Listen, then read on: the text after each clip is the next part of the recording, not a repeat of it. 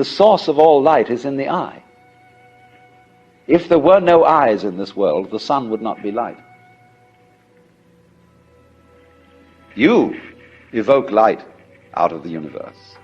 In the same way, you, by virtue of having a soft skin, evoke hardness out of wood. Wood is only hard in relation to a soft skin. It's your eardrum that evokes noise out of the air.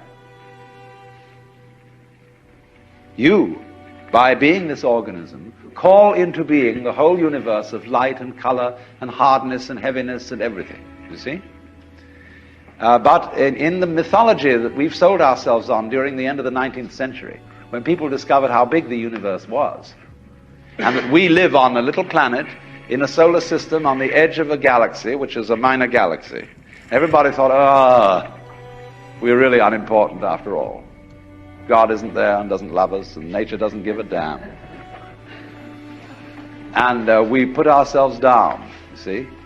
But actually, it's this little funny microbe, tiny thing, crawling on this little planet, that's way out somewhere, who has the ingenuity, by nature of this magnificent organic structure, to evoke the whole universe out of what would otherwise be mere quanta. There's jazz going on. But you see, this little ingenious organism is not merely some stranger in this.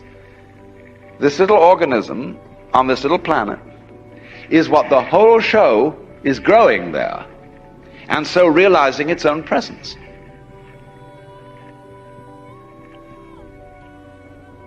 The moment you see, you hypothesize that you are different from the universe, you want to get one up on it. But if you try to get one up on the universe, and you're in competition with it, it means you don't understand you are it. You think there's a real difference between self and other. But self, what you call yourself and what you call other, are mutually necessary to each other, like back and front.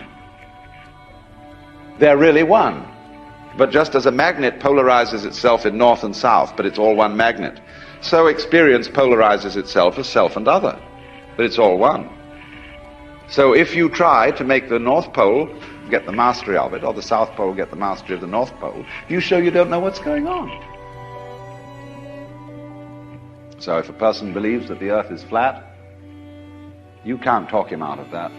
He knows it's flat. Look out of the window and see. Obviously it looks flat.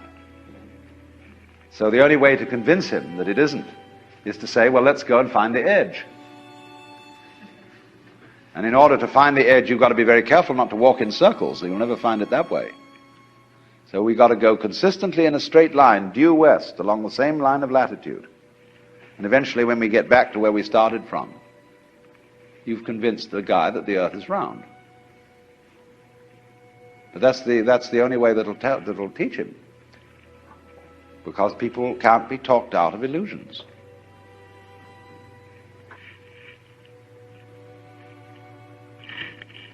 What I think, awakening really involves is a re-examination of our common sense. We've got all sorts of ideas built into us which seem unquestioned, obvious. And our speech reflects them. The commonest phrases. Face the facts. As if life was something you simply encountered as a foreigner.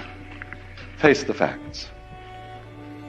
Our common sense has been rigged so that we feel strangers and aliens in this world. And this is terribly plausible. Simply because it's what we're used to. That's the only reason. But when you really start questioning this, say, is that the way I have to assume life is? I know everybody does, but does that make it true? It doesn't necessarily. It ain't necessarily so. And so then as you question this basic assumption that underlies our culture, you find you get a new kind of common sense. It becomes absolutely obvious to you that you are continuous with the universe.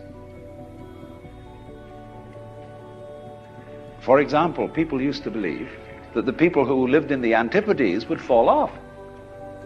And that was scary.